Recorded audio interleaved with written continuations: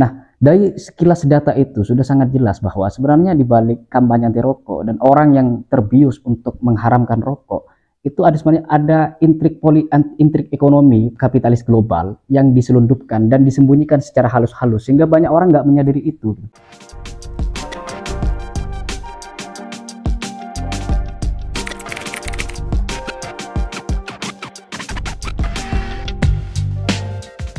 Salam sejahtera untuk semua. Jumpa lagi dengan channel Iman Nalar. Pada sisi kali ini saya hendak berbicara tentang rokok ilegal. Apakah ia haram atau halal? Sebelum masuk ke ranah itu, saya hendak berbicara tentang rokok pada umumnya, terutama kampanye anti rokok dan pengharaman rokok itu sendiri. Untuk lingkungan Islam, selama ini ada dua kubu utama yang memandang hukum rokok. Ada yang bilang haram, ada yang bilang halal, ada yang bilang makruh. Cuma kubu yang pertama itu yang lebih banyak, karena itu bersanding dengan gerakan kampanye anti rokok. Nah, kalau ditelusuri lebih lanjut, kenapa mereka melarang dan mengharamkan rokok? Itu sebenarnya dalilnya itu satu, karena rokok itu lebih banyak bahayanya ketimbang manfaatnya gitu. Lebih banyak madorotnya ketimbang manfaatnya gitu. Dan itu ditinjau dari sudut medis. Sudah banyak sekali penelitian yang menunjukkan bahwa secara medis itu rokok itu berbahaya gitu.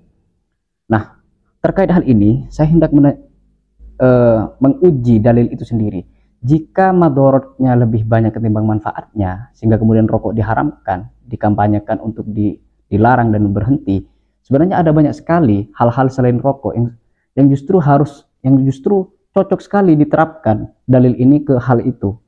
Misalkan minuman bersoda, makanan siap saji, makanan berlemak, makanan mengandung zat gula buatan, atau makanan yang mengandung unsur zat kimiawi. Bahkan juga pupuk kimiawi di pertanian itu masuk di situ. Semua yang saya sebutkan tadi itu banyak sekali madorotnya ketimbang manfaatnya gitu. Misalkan pupuk kimiawi yang kita terapkan di dunia pertanian, itu manfaatnya sebenarnya hanya satu, yaitu mempercepat produksi pangan. Manfaatnya situ, hanya itu. Tetapi madorotnya secara umum ada dua. Pertama, itu mengurangi kealamian makanan sehingga bisa mengancam kesehatan orang-orang yang mengkonsumsinya, petani dan non petani gitu. Yang kedua, pupuk kimiawi itu justru malah membunuh banyak sekali serangga gitu. Kan gerakan lingkungan itu berawal dari seorang profesor di Amerika yang menemukan kenapa sekarang serangga berkurang. Ternyata setelah diteliti itu karena ada penggunaan pupuk kimiawi. Sehingga yang awalnya tujuannya untuk membasmi hama, ternyata yang kena imbasnya bukan hanya hama tetapi serangga-serangga lain juga kena imbasnya gitu. Nah, untuk misalkan makanan-makanan yang kita konsumsi sekarang yang mengandung banyak zat kimiawi, makanan berlemak, makanan siap saji atau minuman bersoda, secara umum Yuval Noah Harari di bukunya Homo Deus: A Brief History of Tomorrow, dia menyebutkan tahun 2010 3 juta orang itu meninggal karena obesitas dan 1 jutanya meninggal karena kelaparan. Dari situ kemudian Yuval Noah bikin satir bahwa ternyata gula lebih berbahaya ketimbang miskin. Nah, itu masih serpihan data. Ada banyak sekali data yang menunjukkan betapa makanan yang kita konsumsi sekarang itu lebih banyak madorot ketimbang manfaatnya gitu. Nah, pertanyaannya, kenapa yang saya sebutkan tadi, makanan dan pupuk kimiawi dan sebagainya itu tidak dikampanyekan untuk dilarang? Tidak muncul fatwa ulama yang mengharamkan semua itu. Kenapa? Kenapa justru hanya rokok yang diharamkan gitu? Jadi di sini terlihat ada ketimpangan penerapan dalil. Ketimpangan penerapan dalil ini akan lebih jelas kalau kita masuk ke poin berikutnya itu. Nah, di balik kampanye anti rokok itu tidak murni kepentingan medis. Sebenarnya di situ ada intrik ekonomi kapitalis global yang berpusat di Amerika. Di buku Muslihat Kapitalis Global, selingkuh industri farmasi dan perusahaan rokok di Amerika Serikat, karya Okta Pinanjaya dan Waskito Giri Sasongko yang diterbitkan oleh Indonesia Berdikari di Jakarta pada bertiti mangsa Februari 2012. Di buku itu ada 4 poin umum yang diajukan untuk menunjukkan bahwa kampanye anti rokok itu lebih berupa kepentingan elit ekonomi global ketimbang kepentingan medis gitu. Misalkan yang pertama, kampanye anti rokok itu kan muncul ketika ada framework convention to tobacco control, konvensi kerangka kerja untuk pengendalian tembakau gitu, yang diajukan oleh Amerika melalui corong World Health Organization WHO untuk menjadi aturan baru bagi negara-negara di dunia agar aturan ini diterapkan. Ada kampanye anti rokok gitu. Nah, ternyata setelah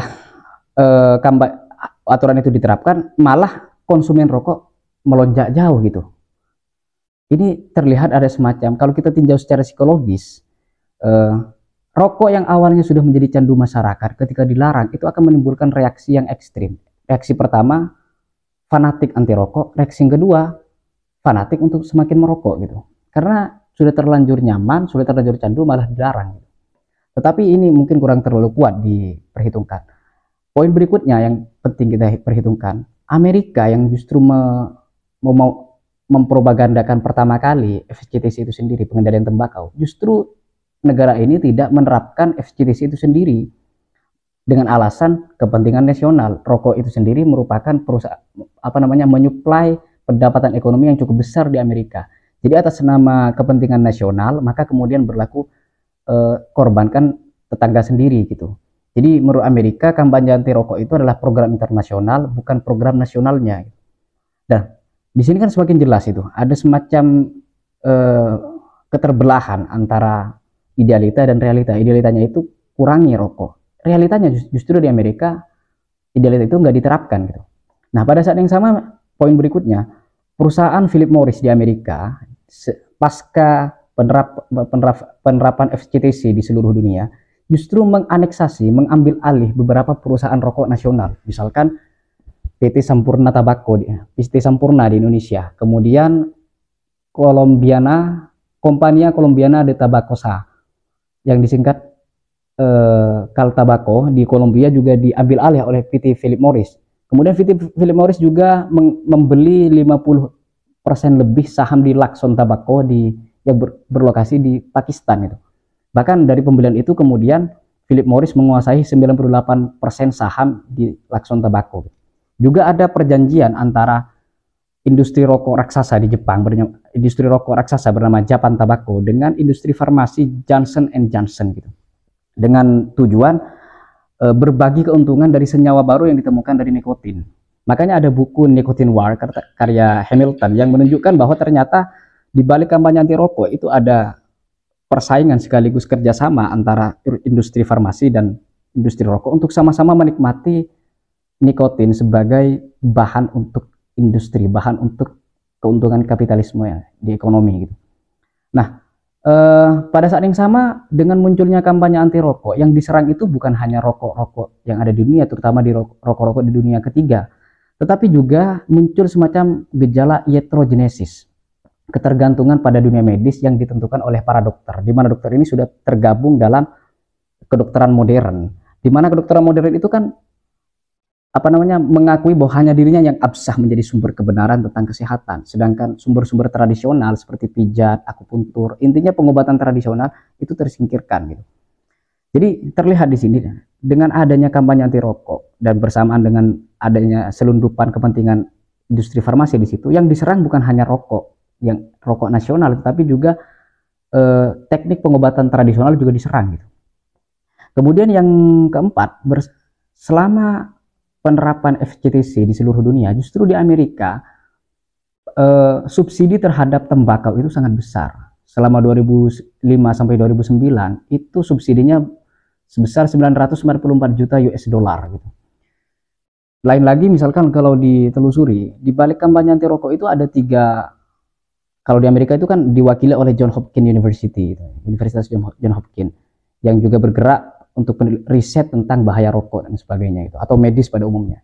Di situ ada tiga perusahaan raksasa yang mensponsori, yaitu Rockefeller, Morgan, dan seorang pengusaha besar dan mantan wali kota Amerika selama 3 kali berturut-turut, yaitu Michael Ruben Bloomberg. Nah, dari sekilas data itu sudah sangat jelas bahwa sebenarnya di balik kampanye anti rokok dan orang yang terbius untuk mengharamkan rokok, itu sebenarnya ada intrik ekonomi kapitalis global yang diselundupkan dan disembunyikan secara halus-halus sehingga banyak orang nggak menyadari itu. Nah, di Indonesia itu misalkan kampanye anti rokok itu menggelontorkan dana 5 juta US dollar. Jadi ada banyak pihak yang menerima keuntungan gelontoran dana sebesar itu. Nah, karena itu kalau berbicara kampanye anti rokok dan keharaman rokok itu sendiri, itu harus kita sangkut pautkan dengan tren akademisi sekarang itu, yaitu relasi kuasa. Jadi kalau dalam pandangan Michel Foucault, knowledge and power gitu. Jadi gambarnya kuasa adalah pengetahuan, pengetahuan adalah kuasa. Maksudnya pengetahuan itu dianggap benar bukan karena dia benar, tapi karena dia berkuasa. Karena dia berkuasa maka dianggap benar. Seperti halnya orang-orang yang membenarkan rokok itu berbahaya sehingga kemudian harus ada kampanye anti rokok. Sebenarnya di situ ada kekuasaan di situ yang menyetir mereka untuk membenarkan itu, yaitu kekuasaan para kapitalis global yang hendak mencari keuntungan melalui industri farmasi, juga menguntungkan sesama industri rokok di negaranya sendiri, yaitu Amerika Serikat. Nah, kira-kira begitu pandangan sekilas tentang status rokok itu sendiri, dan selengkapnya mungkin bisa teman lacak di buku yang saya kutip dan beberapa sumber di dalamnya.